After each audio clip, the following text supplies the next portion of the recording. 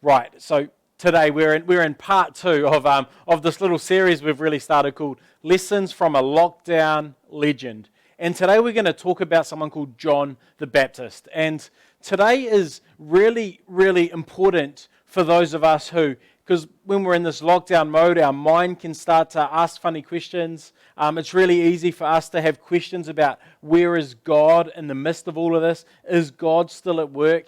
And it can be easy sometimes to start to doubt, hey, is God really real? If God was real, would He let all of this sort of stuff happen?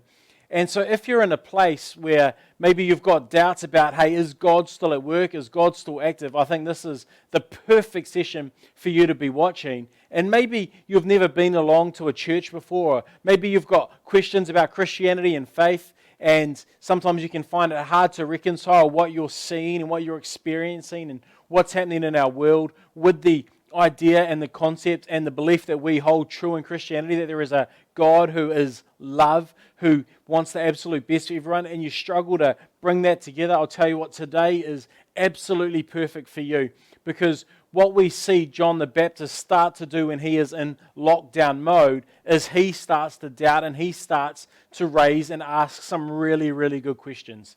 And what is so important, what's so special about this, is the response that Jesus sends to John the Baptist when John the Baptist is in lockdown. And I think it's going to help a whole lot of people, in particular those of us who are starting to ask some of these sort of questions. So what we're going to do, we're going to dive into this account. We're actually going to look at it from two different authors, because in the Bible there's actually four accounts of Jesus' life. One written by Matthew, another by Mark, another by Luke, and another by John. So four different people have each written an account of Jesus' life. Some of what they say overlaps. Certain events you find out in a bunch of them. And a lot of times the different authors bring a slightly different perspective. And this is really reassuring, and this is how we can know what we're reading in the New Testament is true. Because if you were to think about your life, and four people were to write accounts about your life, maybe your mum would write one, maybe one of your good friends from high school would write one, maybe your partner or your spouse would write one, and maybe someone you work with would write one, that all of them are going to cover certain things identically because they've been involved in the same areas and parts of your life, but also each of them are going to tell slightly different stories about different aspects and different things that you've experienced because of the way that they've seen your life and the way that they've engaged with you over the years. And that's exactly what we see happen in these four accounts of Jesus' life from Matthew, Mark, Luke, and John. And so what I want to do is I want to go into a little passage that Mark recorded for us. And the reason I want to go into this passage is I want you to understand why John the Baptist finds himself in lockdown. And a little bit of background, John the Baptist is actually Jesus' cousin. He was born around the same time, just before Jesus was born. John the Baptist was actually the one who baptized Jesus in the Jordan River. He was there when the Holy Spirit came down like a dove and rested upon Jesus. And John the Baptist was there when he heard God say in an audible voice, "This is my Son, whom I love, and with whom I am well pleased."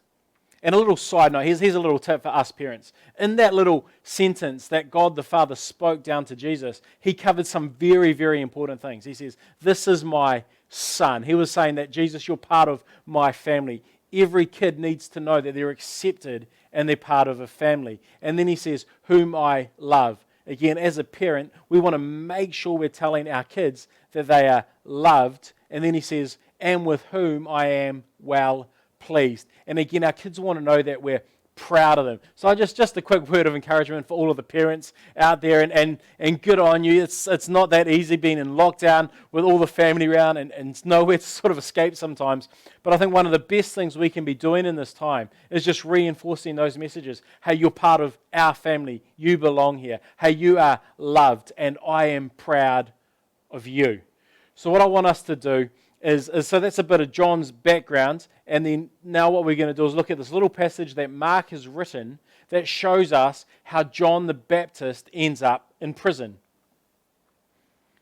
Here it is. It's from Mark chapter 6. It said, "For Herod himself had given orders for John to be arrested, and he had him bound, and Herod had him put in prison. And then this is the key part. Why did Herod do this? He did it because of Herodias, his brother Philip's wife, whom he had married.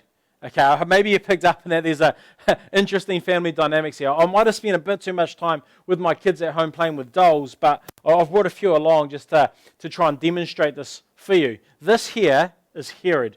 Okay, Herod, he was the ruler over the Galilee region.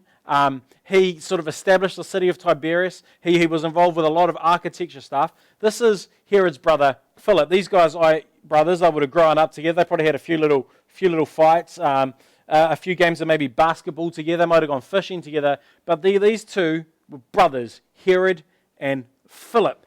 And Herod and Philip both got married. So I've got a couple of Barbie dolls here, thanks to my little Willow. And Philip has married this wife, and her name's Herodias. Herod has married his wife, and I'm not sure what her name is, but at some point, Herodias and Herod caught one another's eye.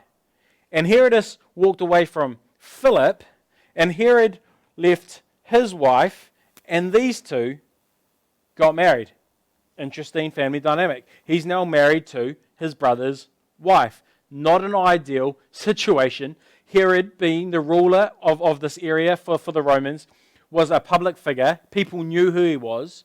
Therefore, a lot of people would have been talking about this, going, hey, Herod, didn't he marry his brother's wife? There would have been a lot of gossip, a lot of people whispering over their shoulders, talking about this relationship to one another. So these two are now in this relationship. People are talking about it. And this is where it starts to get interesting, and where John the Baptist comes along. See, John, while everyone else was talking about this quietly, John the Baptist was talking about it publicly. And here's why most people were only speaking about this quietly and not publicly. At this day, at this time, the might made right. If you had power, you were always right. You could sort of do what you want because you were mighty. If people tried to stand up to you or come against you, you'd just be able to beat them down. You'd be able to just lock them in prison, do whatever you wanted. So right really made right. And so John had been saying to Herod, it is not lawful for you to have your brother's wife. John's going, hang on a minute, Herod. This is wrong. You shouldn't be doing this. You are completely out of order. This is not the right thing to be happening. And then what it tells us is that because John was doing this, and I've got John, this is John here. John's yelling, telling, hey, you can't be doing that. Herodias got a grudge against John, and Herodias wanted to kill him. So she's whispering in her ear, we've got to take care of John. We've got to kill him. We've got to kill him. We've got to kill him. And Herod's sitting there, and what Mark does is he tells us what Herod was thinking. She wasn't able to kill him because Herod was afraid of John and protected him, because Herod knew that John was a righteous and a holy man.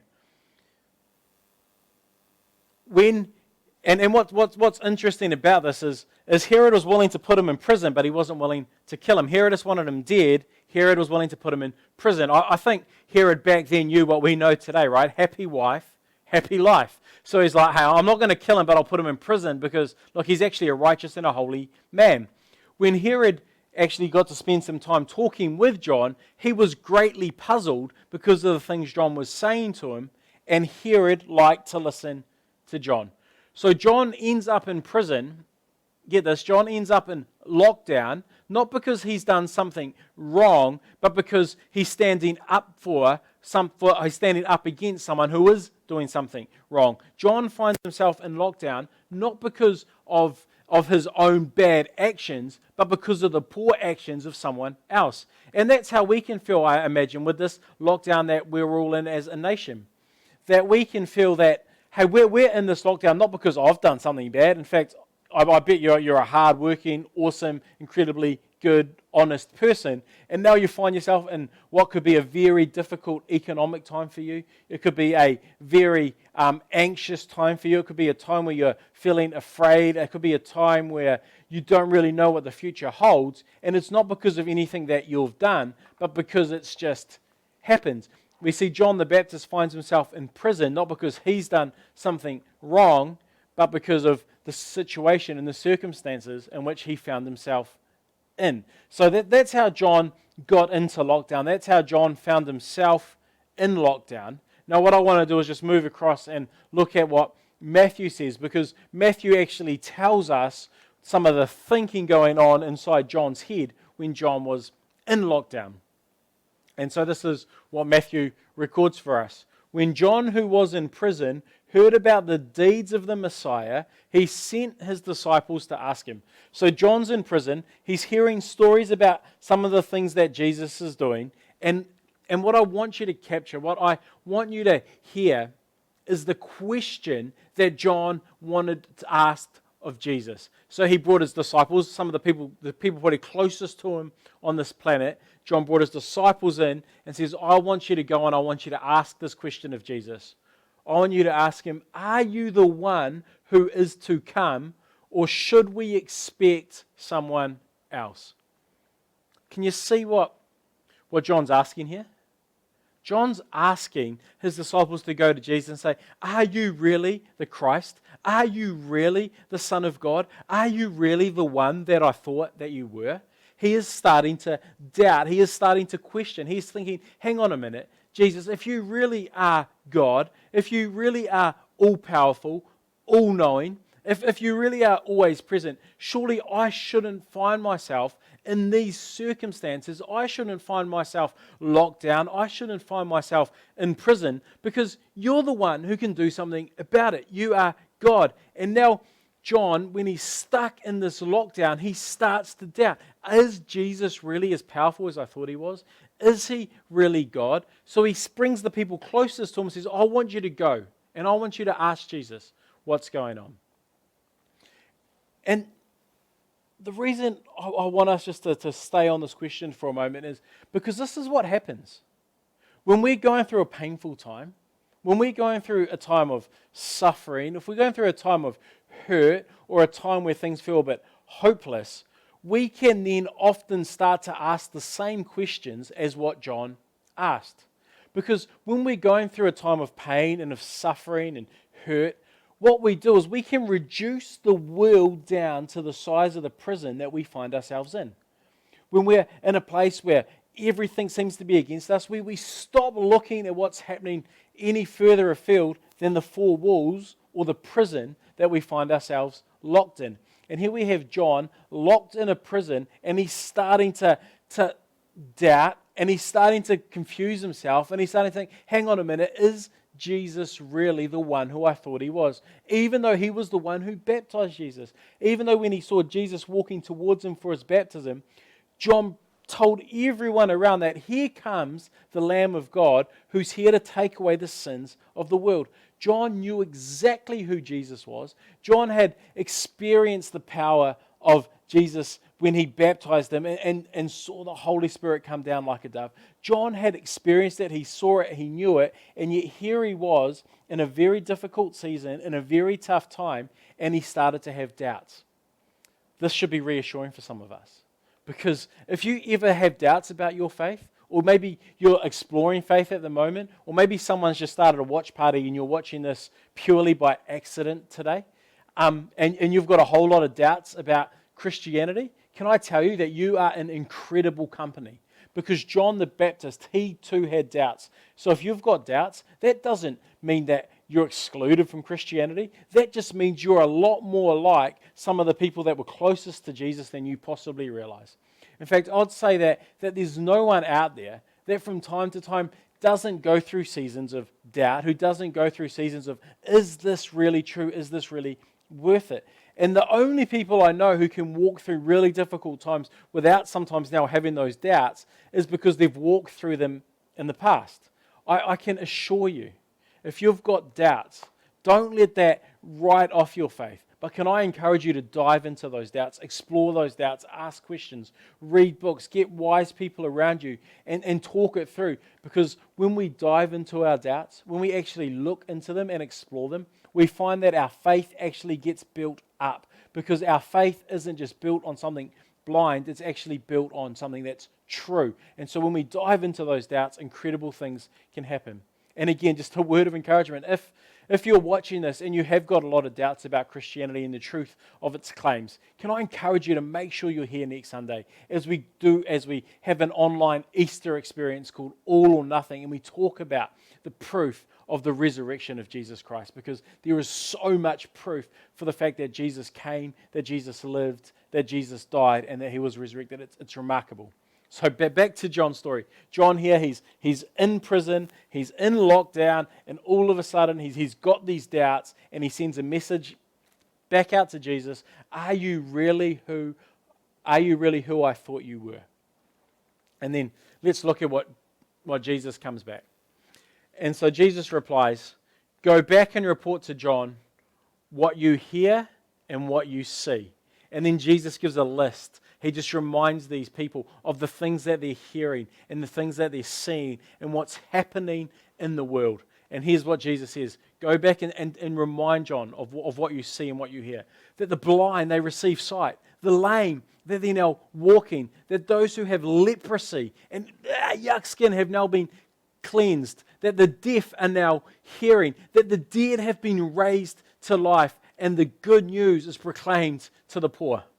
Jesus is sending a message back. And what he's encouraging John to do. And what he's encouraging probably John's disciples to do. Because this is what happens when one person gets anxious and one person starts to get worried and concerned. And they start speaking those doubts out. It can have a rub-off effect on others. And so what Jesus is doing is he's reminding John and John's disciples of the incredible things that are taking place. That those people that were blind are now actually able to see. Can you understand how powerful that is? That people who have not got the ability to hear are all of a sudden hearing. That people like Lazarus, he was dead and literally got raised back to life. And that good news is now being proclaimed to the poor. There's incredible things happening. And what Jesus wants John to do is to take his eyes off his prison cell and look beyond the walls of the lockdown that he finds himself in. And he wants John to know that even when you're in trouble, even when you're in lockdown, even when it can seem that your circumstances aren't bad, when your circumstances are bad, there's a whole lot of good that's happening if you can just lift your vision, if you can lift your sight, if you can look beyond the walls that you're in now and look out to the rest of the world. And then what Jesus says next. This is profound. This is what I want to encourage you maybe to actually write down. And maybe you need to stick this on your fridge. Maybe you need to take this next sentence and put it as the home screen on your phone. Maybe you need to plaster it around your house, on mirrors, on the fridge, on the TV, on your laptop, wherever it is, on the things that you're continuously looking at. Because what Jesus says next is so profound and so special and so powerful. See, look at what Jesus says next. He says, as he finishes off this message back to John, he says, blessed is anyone who does not stumble on account of me. Blessed is anyone who does not stumble on account of me. So this is what Jesus is saying. He's saying that oftentimes I might not do the things that you think I should do. He's saying the times in life are going to come where people are going to stumble in their faith, where people are going to pull away from faith on account of Jesus because God hasn't done the things that we think God should do. And Jesus speaks straight to that. And he says, blessed is he, blessed is she who does not stumble on account of me. So this is what we've got to understand, that we have not got the ability to fathom or to understand all of what God does. His ways are higher than our ways. His thoughts, they're higher than our thoughts. And we see a limited picture where he sees a much bigger picture. And what it's very easy for you to do, because what it's very easy for me to do, is when God doesn't behave the way that I think he should behave, is for me to start to think, well, he's not good. He's not great. That he doesn't care. But that's not true at all. Because God does care. God does love. In fact, we can know that God loves, not because of anything that we've done, but because of what he done. He was willing to step out of heaven and come to earth and lay his life down for you and for me. Why? Because he loves us. That's love, proven. right there. But we just have got to understand that when those times come in our life, when those moments come, and if they haven't come already in your life, I'll tell you what, they're definitely going to come. And it's going to come back, and it's going to come back, and it's going to come back, and it's going to come back, and it's going to come back. Where God doesn't do what you think He should do. And when those time comes, you can stumble. You can fall aside. You can let your faith drift away. Or, as Jesus says, we can be blessed if we do not stumble on His account. If we understand, we can cry out to God in pain. We can cry out to God hurting. And we can cry out to God with tears rolling down our face saying, God, why? And I'll tell you what, you can get angry at God. I'll tell you, you can. His shoulders are big enough to handle it. He'd rather you be real with Him than fake with Him. Don't wear masks. Tell Him exactly what you're thinking. Tell Him exactly what you're feeling. Because here's a secret. He already knows it. You're not tricking anyone. He knows exactly what you're thinking. He knows exactly what you're feeling. So pour it out. Shout it out. Get angry. Tell Him when you're frustrated. But what we've got to do is we've got to humble ourselves to a point where we understand that His ways are higher than ours. And His thoughts are higher than ours. See, I've got this little saying that I like to use to remind myself sometimes. And it simply says this, simply remind myself this. Just because God could doesn't mean God should. Even if I would, it doesn't mean He's not good. See, just because God could do it doesn't mean He should. I think He should, but I can't see the picture that He can see. So just because He could doesn't mean He should. And even if I would, when He doesn't, it doesn't mean that He's not good. Because I want to be that sort of person. Blessed is anyone who does not stumble on account of me.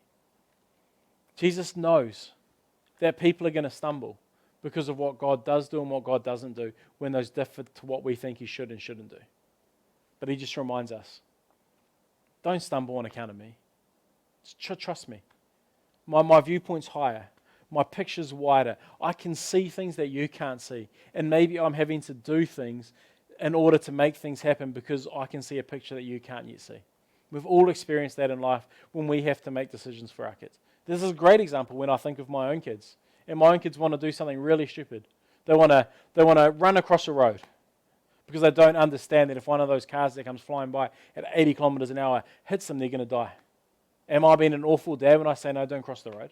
I'm being a loving dad by holding them, even when they're kicking and screaming, I want to run, I want to run, I want to run, and just going nuts. I'm being a loving father by not giving them what they want because I can see a bigger picture and I can understand things that they don't yet understand. See, that's exactly what God's doing. But the problem that we have is often we think that we're God. And we think that if God doesn't think the way that we think, He's not a good God. But what we've got to do is we've got to humble ourselves and remember that His ways are higher than ours, that He's way smarter than us, that He cannot be manipulated. And we just have to trust Him. We have to trust Him. If I was to break this advice down and give you a couple of quick little takeaways that can just help make this a little bit more memorable, this is what I'd say to you.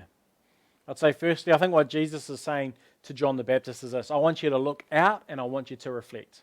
I want you to look beyond the walls that are currently constraining you. I want you to look past those prison walls. I want you to look outside of your lockdown, and I want you to see what I'm doing in the world. The blind, they've been given sight.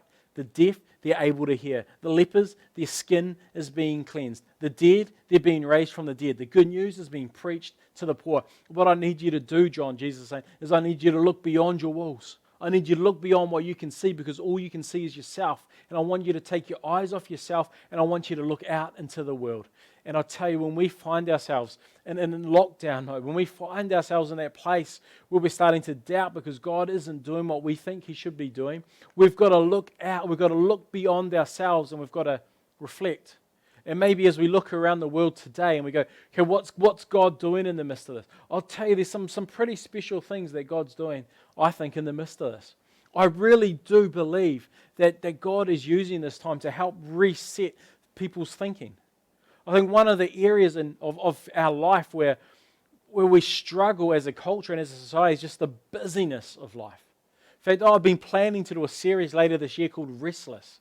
And it's built around a book called The Ruthless Elimination of Hurry.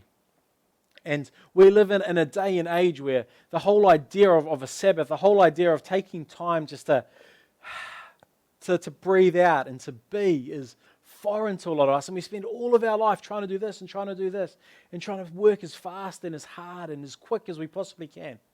But what that's doing to our soul is detrimental. And I wonder if maybe God's using this lockdown to help us just reduce some of that hurry from our lives.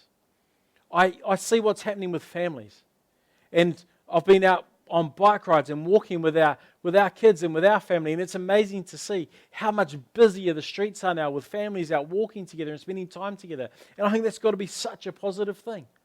I look at the fact that a lot of people now are spending prolonged time in the same roof, and we're starting to see more and more families re-engage and have meals together and spend time together like that. And I think it's such a powerful thing that's happening. There's some great things that are happening out there, even though things might not be the way that we thought they would be or the way that they should be. And so what we've got to make sure we're doing is we're looking out and we're taking some time to reflect. And then I also think what Jesus is saying to John is to look back and remember. Because a lot of the things that he sent back with John's disciples to share with John were things that John would have seen when he was by Jesus. And Jesus is saying to John, I want you to look back. I want you to remember back in your life. And I want you to remember.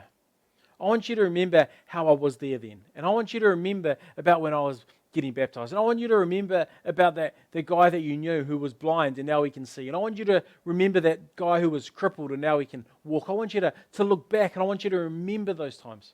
I want you to remember those moments where I acted the way that you thought I should act. And those moments where you had absolute certainty as to who I was and how much I loved you and how much I care for you and the plan and the purpose that I've got for you. And I think when we find ourselves in that prison, in that lockdown mode, it's very easy for us to not only focus on what's within those walls, but also to only focus on the here and now, and rather than looking back and remembering some of those powerful things that have happened in our past. Those moments we can hold on to and go, man, I know God is with me because, man, I so knew He was with me then. And so there's those just two pieces of advice. I want you to look out and I want you to reflect, and I want you to look back and I want you to remember. And now this message, I've got a couple of minutes here, and I just want to let you know this message, this story has quite a somber ending to it. See, after Jesus sent those disciples back, he then told the crowd that was around him how great John the Baptist is. And you skip down a few verses and he says this.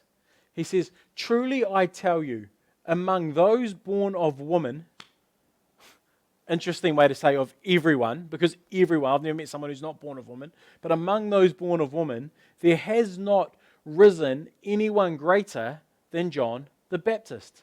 Jesus is saying that there is no one alive better, no one alive greater than John the Baptist. John the Baptist is in prison.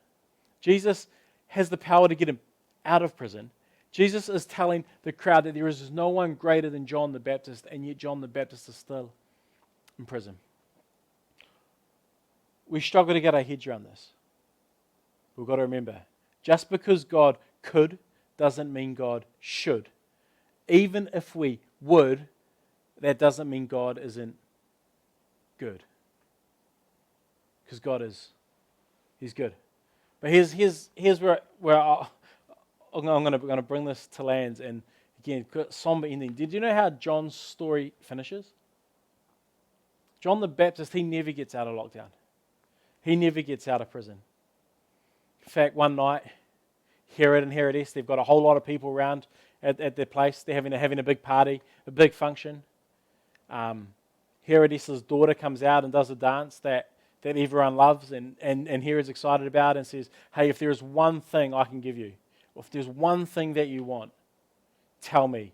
Anything up to half of my kingdom, and it'll be given to you. And Herodess' daughter has a quick chat with her mum and goes, what do you want? What do you want? And her mum says to her, what I want you to ask for is John the Baptist's head on a platter. And so the daughter comes back to Herod and said, hey, I want John the Baptist's head brought out on a platter. So Herod gets in contact with those at the prison, orders John to be executed, and his head to be brought out on a platter. And that's exactly what happens. And that's how John's story finishes. The same John that baptized Jesus. The same John to whom Jesus spoke about and said, there is no one greater. And we can look at the story and we can look at what played out and we can get frustrated at God and we can wave our fists and we can go, man, what's going on, God? Why would you allow that? Why would that happen? And the truth is, I can't give you an answer why. I don't know why. Because I can't see all that God sees. I don't know all that God knows. But what I do know is that God is good. And what I do know is that His love is great. And just because I would doesn't mean that I'm better than Him. Even if God could, doesn't mean that God should. See, you know this is true because you've gone through life and you've faced things and you've had challenges and things have come against you and things haven't always worked out the way you thought they were going to work out. And oftentimes when it comes to our faith, when it comes to the Christian faith, we tell stories of how God came through and how we overcame and how we got over that addiction and how we lost that job. I found a way better job. Or how I was in this relationship and then that fell over and I thought that was the end of relationships for me. But then I met the perfect person. Or I could never have a kid and then all of a sudden we got pregnant. And we often hear these stories where God ends up doing the very thing that we wanted Him to do and we celebrate. And oftentimes God does that. Oftentimes. But also in life, as we go through life, the stories don't always end up perfect the way that we think they should end up. There's not always that fairy tale ending. There are those times, there are those things where something happens and we cannot understand why God allows us to happen. Why is that child who's born with HIV? Why is that 17-year-old diagnosed with terminal cancer? Why does some of this stuff have to happen? I can't answer you. I can't tell you. But what Jesus would say to us is, hey, blessed is he, blessed is she, blessed are you when you do not stumble on account of Him. Not every story wraps up the way that we think it should wrap up. But that doesn't mean that God's not in control. It means that we're not in control. And all it takes is something like COVID-19 for us to see that we are not in control. But what's so important for us to hold on to, what's so important for us to grasp, is that even though we're not in control, He is in control. And we don't know what's going to happen in the world, but we can know the one who holds the world in His hands. Hey, let me pray for you. Heavenly Father, man, this story of John's life is one that baffles us.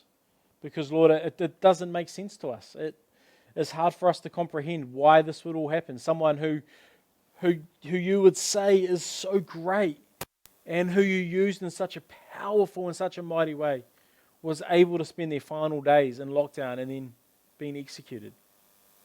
Yet, Father, we know that you are good. We know that your love is great. We know that you care way more for us than we could possibly understand or imagine. And Father, I just pray for every single person listening to this. Father, I pray that you will help them build a faith that is resilient through everything. That you'll help them to look beyond their walls when they need to look beyond their walls and reflect. And I pray you'll help them to be able to look back in their past and see the times that you've come through and remember that. And Father, I pray that we will not be people who stumble on account of you. But Father, I pray that we'll stand steadfast and strong. Father, I pray that when we've got those doubts, we'll look into them and dive into them. That we won't just be naive about it and be like, yeah, just have faith. But rather, we'll actually be people who are building that faith, who are researching, who are studying, who are growing, who are learning what it means to really trust you. Father, I pray for every person who's listening. Father, I know that a message like this can can just hit so many different people in so many different ways and land in a different space for every single one of them.